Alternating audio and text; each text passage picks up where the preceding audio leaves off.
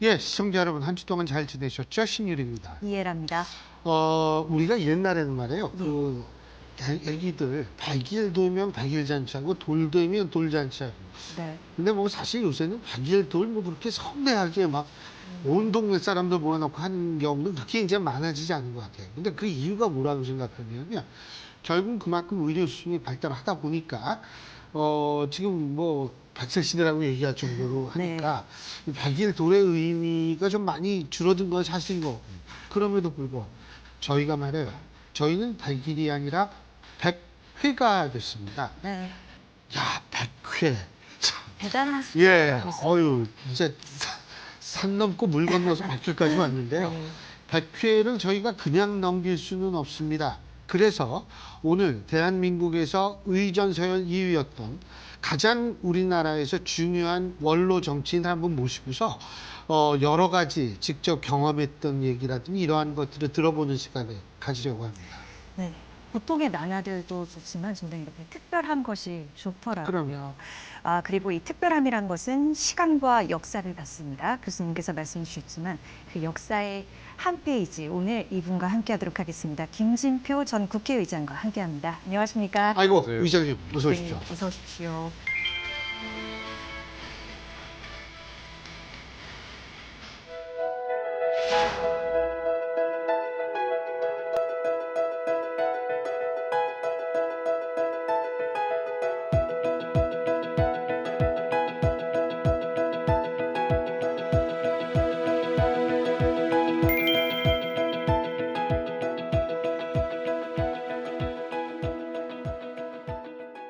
진짜 21대 국회를 이제 쭉 이끄시고 그랬는데 제가 일단 이거 여쭤보고 싶어요. 의장님께서는 경제부총리도 하시고 관료 생활도 하시고 그리고 대한민국 의전서열 2위 국회의장까지 하시고 국회의원 하시고 그러셨는데 여기에서 뭐가 제일 그래도 할만하던가요? 다 일장일단이 있어요. 예. 네. 장관은 힘들고 어렵지만 바쁘고 사생활이라는 게 없죠. 그렇지만 열심히 노력하면 노력한 결과가 자기가 책임지고 하니까 손에 쥐어져요. 그렇죠? 결과가 남죠. 그리고 그만두고 나도 어느 장관 때 무슨 일을 했다. 네. 무슨 법을 통과시키고 무슨 정책을 펴서 어떤 성과가 있었다. 이런 보람이 있죠. 근데 국회는 혼자 하는 게 아니잖아요. 저 많은 사람이 어울려서 하는데 매일 바쁘게 돌아다니는데 이게 요즘처럼 특히 정치가 서로 치고받고 그냥 서로 싸우는데 몰입하다 보면 몇 년 열심히 산다고 사는데 뭐를 위해서 살았지? 아무것도 남는 게 없어요. 해놓은 게 없어요. 그게 이제 차이가 있어요. 하지만 국회는 국회의원은 모든 일정을 자기가 선택해서 만들잖아요. 예. 네.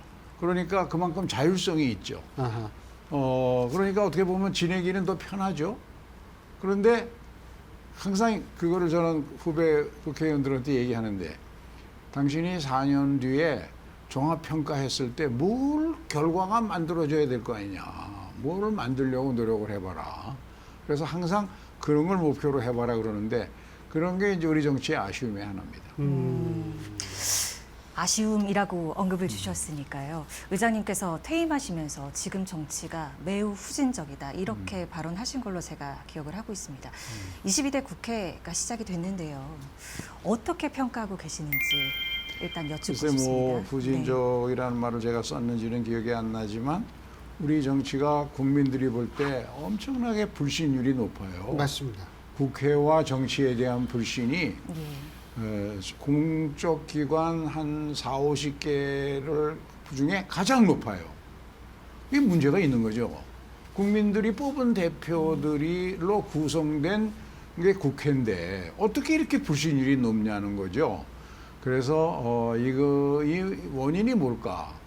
정치라는 게 대립과 갈등이 사회 변화 발전 과정에 반드시 있거든요. 네. 대부분은 법과 제도, 행정의 틀로 해결되지만 상당수는 그걸 해결 안 되는 게 있어요.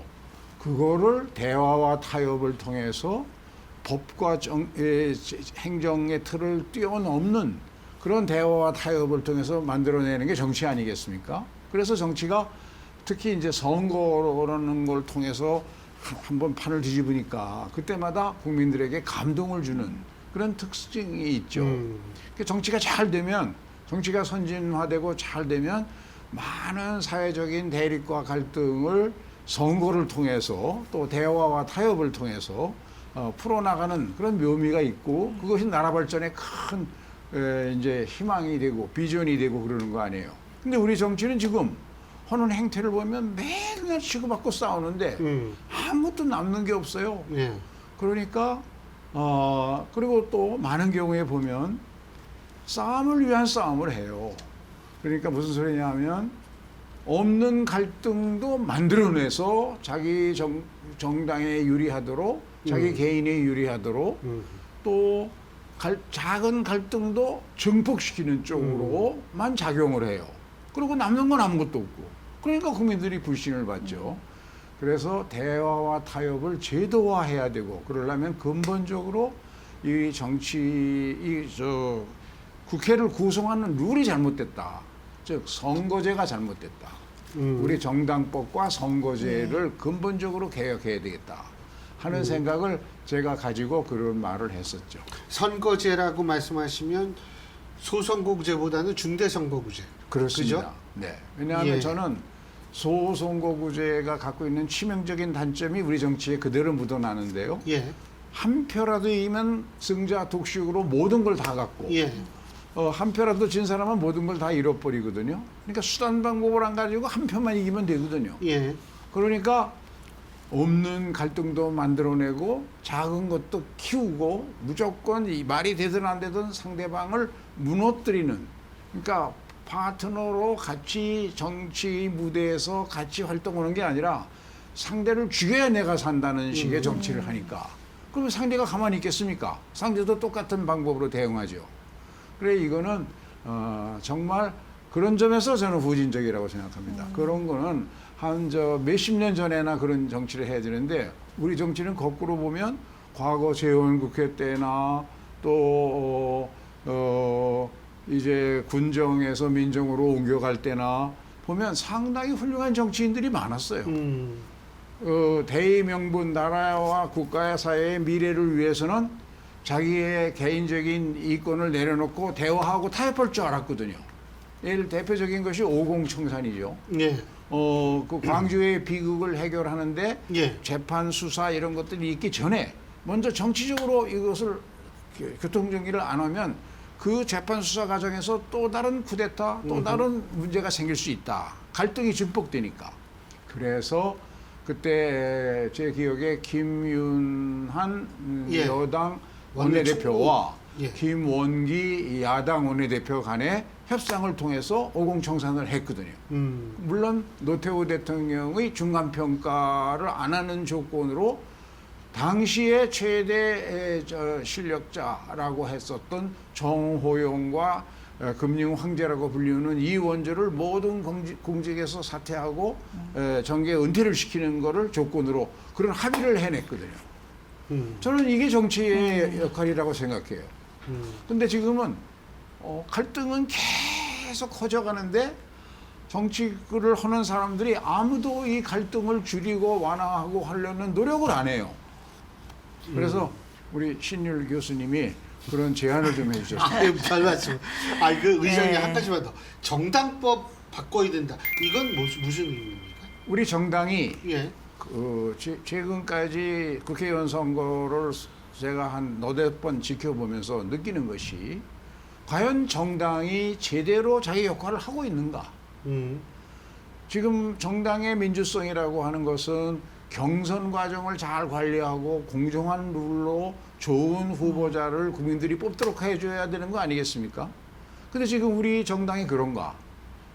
여당은 대통령이나 당 대표가 좌지우지하고 마음대로 해서 그것 때문에 친이 친박 싸움이 수십 년 벌어지지 않았습니까? 예. 그런데 야당은 괜찮다 그랬는데 야당도 지난번 선거 때 보니까 이게 말이 아닌 공천인 예. 결과가 나오거든요. 그러면 이건 근본 문제가 제도에 있다.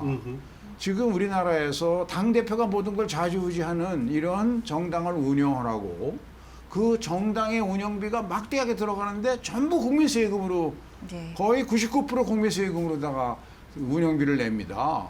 이런 정당에 이런 비민주적인 활동을 하는 정당에다가 왜 국민의 세금으로 그 운영비를 냅니까? 저는 그런 점에서 정당법을 고칠 필요가 있다. 어떻게 고치냐? 이미 제가 보기에는 미국에서 시험해본 원내 정당으로 바꾸는 게 옳다.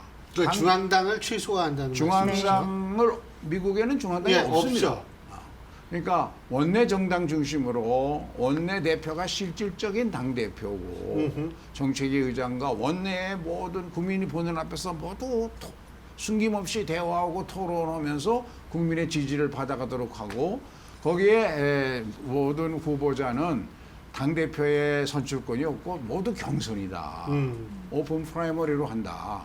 그런 시스템으로 옮겨가는 것이 우리 정치의 대화 타협을 위해서 대화 타협의 정치를 만들기 위해서 오히려 더 필요하지 않을까. 원내에서는 그나마 협의가 되거든요. 예. 네.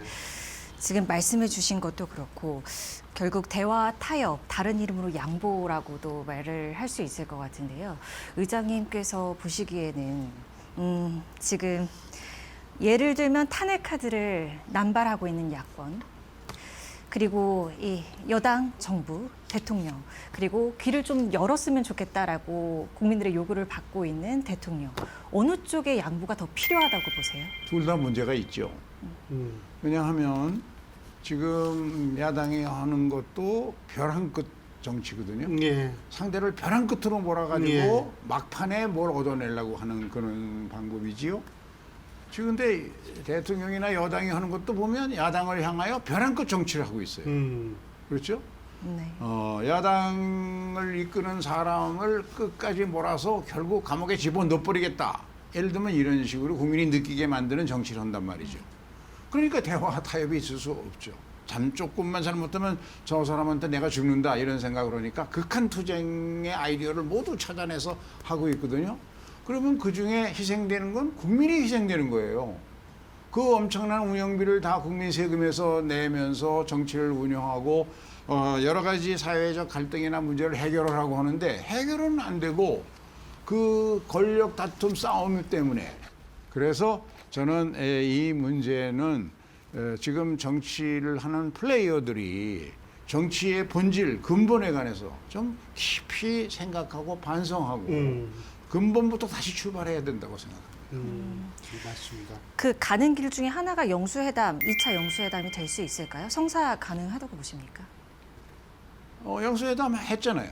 했죠. 또 다시 그 한번. 회담을 네. 10번 해도 별 의미가 없고 마음이 바뀌어야죠. 예. 상대를 인정하고 어. 상대 영수회담을 한다는 의미는 상대와 대화를 통해서 뭔가 맺혔던 갈등을 풀어내고 국민을 위해서 서로 양보를 받아서 나도 양보하고 상대도 양보를 하게 해서 받아서 한 가지라도 맺힌 문제를 풀어나가야죠. 하다못해 연금개혁이라도 하고. 예. 그런데 영수회담 전에 잘 됐던 연금개혁을 영수회담에서 깨버렸잖아요. 예.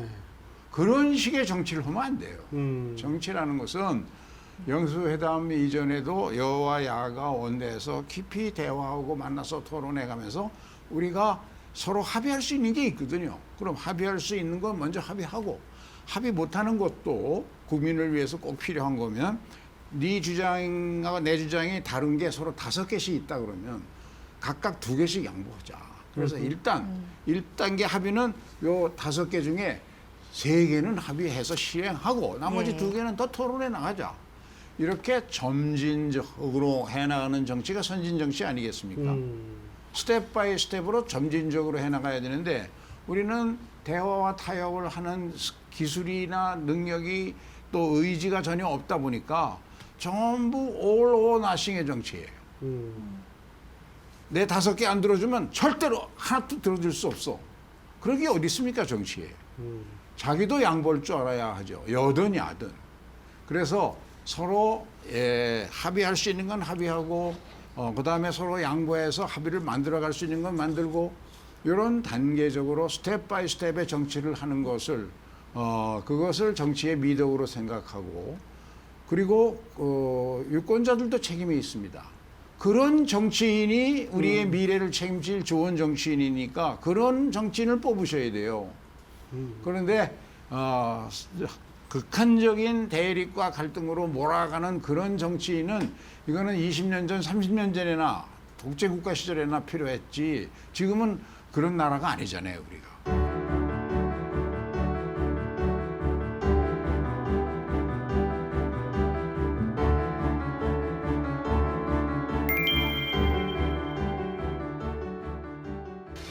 개헌 얘기가 지금 우원식 국회의장, 현 국회의장께서 자꾸 말씀하시는데, 그리고 김진표 의장님도 바로 직전 국회의장 하시면서 말씀하셨는데, 지금도 개헌이 여전히 필요하다는 그 생각은 유효하지요? 그렇죠. 개헌이 꼭 필요한 것은 우리 현행 헌법이 87년에 만들어졌습니다. 87년에 만들어지고 38년째 한 번도 못 고쳤거든요. 그런데 87년에 대한민국은 어땠나요? 개도국의 초기 단계였습니다. 지금은 세계적으로 우리 대한민국은 다 G10의 입장에서 선진국의 문턱까지 왔다고 하지 않습니까? 엄청난 사회의 변화가 있었습니다. 예. 그런데 37년 전에 만든 옷을 억지로 입고 이거 입고 살라 그러니까 맞질 않아서 그 헌법 때문에 새로운 갈등이 만들어지는 경우가 많이 있습니다. 그래서 저는 이걸 고쳐야 되는데 그동안 개헌은 제 전에 국회의장 6분이 개헌 특위를 만들고 해보려고 했는데 다 실패했고 저까지 실패했고요. 근데 지금 우원식 의장도 하는데 개헌은 뭐로 할 거냐가 중요한데 네. 하나는 권력을 배분하는 거, 대통령의 권한을 국회에다 논아주자는 그런 권력을 배분하는 논의가 중심을 이루었죠. 또 다른 한편에서 제가 주장하는 것은 그런 건 여태까지 해봤지만 안 됐으니까 이번에는 모든 국민이 공감하는 저출생 극복 대책을 개헌의 대상으로 삼자. 예. 왜 제가 그걸 주장하냐 하면요. 저출생 정책이 우리나라가 실패한 가장 큰 이유가 5년 단임제 때문에 그렇거든요. 아하. 왜냐하면 5년 단임제 하에서 대통령은 5년 동안의 효과가 나오는 것만 하지 자기 뒤에 효과가 나올 거를 위해서 미리 투자하는 대통령이 우리나라에 없었거든요. 그런데 이 다른 정책과 달리 저출생 정책은 최소 10년, 20년 일관되게 같은 정책으로 해야만 성공한 것이 프랑스나 스웨덴이나 모든 나라의 공통된 경험인데 우리는 5년 단임제를 37년간이나 하는 동안에 저출생이 이런 위기 상황까지 왔거든요. 그래서 이 문제를 극복하려면 지금 윤석열 대통령은 제가 주창한 이 저출생 극복 대책을 거의 대부분 받아들여서 열심히 하니까 지금은 걱정이 없는데 3년간은 다음 대통령이 또 지킨다는 보장이 없으니 어떻게 될지 모르죠. 다음 대통령도 안 지킬 수 없도록 헌법에 지속 가능한 인구 대책이라는 장을 만들어서 꼭 해야 할 의무를 정하고 구체적으로 그걸 안 하면 정치적 책임만 묻는 게 아니라 해당 장관이나 해당 대통령이 고의로 안 했을 때는 탄핵의 책임까지 묻게끔 만들어야 성공할 수 있다. 이거는 90% 이상의 국민이 다 동의하니까 이거는 고쳐서 한번 헌법이라는 게 고쳐는 것이 나라 발전에 도움이 된다는 경험을 하게 하자. 아하. 왜냐하면 예. 제가 그동안 개헌을 무지하게 하려고 노력을 했는데 좌절된 이유가 개헌 200명 이상의 국회의원 동의를 받아야 되잖아요. 예. 네. 그런데 그게 어렵습니다. 왜냐하면 그러려면 국민의 8, 90%가 개헌 안 하면 다음에 저 국회의원 떨어뜨려. 이렇게 이 정도 돼야 되지 않겠습니까? 근데 개헌에 관한 여론조사를 하면 대충 지지율이 한 60%대에 머물러 있어요. 왜 그러냐 하면 개헌이나 정치에 대해서 관심이 없는 일반 국민들 한 3, 40%는 개헌의 주된 논의가 대통령의 권한을 줄여서 국회에 갖다 주자는 거니까 국회에 대한 불신이 워낙 높다 보니까 국회? 그 사람들은 더 문제가 많은데 그나마 대통령과 공무원들이 열심히 해서 요만큼이라도 유지되는데 국회에다 잘못 넘기면 나라 망해.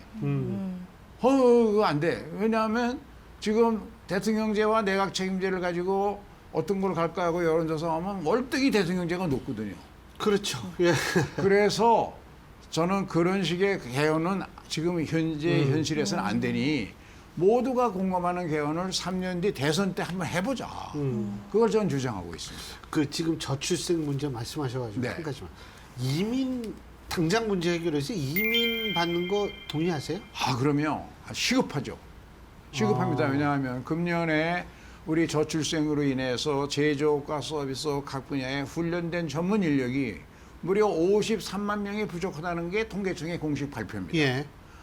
이 상태를 계속 몇 년 가면 대한민국 G10에서 밀려날 수 있습니다. G20으로. 그렇지 않습니까? 우리가 경제력을 버티는 거는 제조업이 강해서 버티는 건데 훈련된 전문 인력이 없는 제조업이 얼마나 지탱하겠습니까? 예. 그래서 호주나 카나다나 일본 옛날에 이민에 대해서 소극적인 나라들이 지금 가장 앞장서서 전 세계에서 고등교육 받은 사람을 수입해다가 쓰려고 하거든요. 예. 우리도 그렇게 해야 됩니다. 그래서 저는 ODA 개발원조 사업 금년의 예산이 6조 3천억이나 되죠. 최근 4년 사이에 2배가 늘었습니다. 예. 이 예산이 그냥 놔두면 한 3, 4년 사이에 10조 될 거 아닙니까? 예. 이 돈으로 그 개도국의 고등교육 받은 사람, 고등학교, 대학교 나온 사람을 대상으로 우리가 필요한 제조업과 서비스 분야의 전문 인력으로 엔지니어로 키워서 그 사람들을 데려다가 한국어로 가르쳐서 한국에서 쓰자. 이게 제 주장입니다. 그런데 이거를 지금 가장 보수적인 집단인 법무부에서 예. 이걸 맡아서 해서 제가 저출생을 전담하는 부처를 만들자고 강의를 그걸 사회부총리로 하자. 예. 네. 그랬더니 대통령께서 하겠다 그랬거든요. 예. 저는 이민법도 그 부처로 옮겨줘야 된다고 생각합니다. 이민은 더 이상 법무부가 범죄 수사 영역으로 다룰 일이 아니고 대한민국 경제의 성패에 직결되는 일이거든요. 예. 노동력 부족 문제를 해결하는 거니까. 아하. 알겠습니다. 네. 의장님, 마지막으로 앞으로 우리 후배 정치인들 그리고 우리 사회에 꼭 이것은 필요하다. 그리고 이런 면에서 계획하고 계신 일이 있다면 여쭙고 제가 싶어요. 글로벌 네. 혁신연구원이라는 걸 만들어서 예. 그걸 지금 열심히 하고 있는데 그 목적은 저는 이제 정치 일선에서 떠났으니까 우리 후배 정치인이나 후배 관료들이 올바른 방향으로 그리고 확신과 열정을 가지고 몰입해서 일할 수 있도록 하는 여건을 만들어줘야 된다. 우리는 그 힘으로 G10까지 왔거든요. 그런데 제가 보기에는 지금 우리 후배들이 관료든 정치인이든 옛날에 저희가 했었던 그런 열정과 확신이 없어요. 내 일이 옳은 길이다 하는 열정과 확신이 있어야 열심히 할 텐데 그게 좀 부족한 것 같아서 그걸 하기 위한 여건을 만들어 주려고 하는데 그래서 제가 강조하는 것이 우리 사회의 소위 시니어 시티즌이라고 하죠. 이제 장년, 노년이든 60세 이상 되신 분들 네. 그분들 노력으로 우리가 G10이 왔거든요. 세계에서 가장 가난하던 나라가 70년 만에 세계 10위권의 나라가 됐단 말이죠.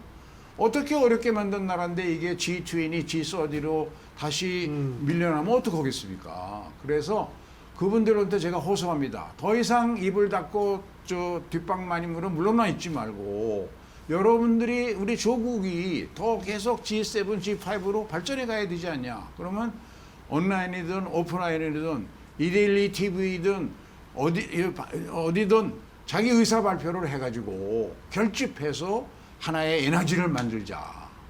지금 60세 이상의 인구가 가장 비중이 높다고 하지 않습니까?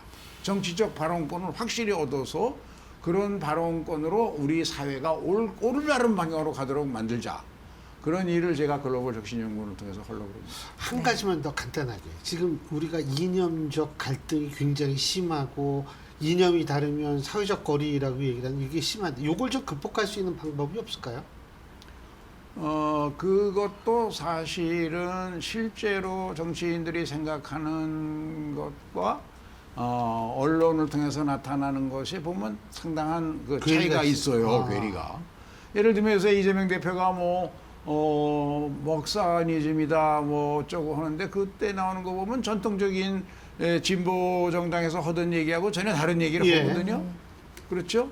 그래서 그것도 같이 머리를 맞대고 민생 문제를 가지고 토론을 하다 보면 저는 가장 중요한 것은 다산 정약용 선생이 말씀하신 실사구시의 정책이 가장 중요한 거 아니겠습니까? 예. 실질적으로 민생에 맞는 문제를 해결해 나가는 데에는 사실은 이념은 이미 몇십 년 전에 선진국에서는 사실은 다 맞습니다. 없어졌습니다. 예, 그럼요. 이념이 좌지우지하는 것처럼 가장하고 하는 정치, 그게 후진 정치입니다. 예.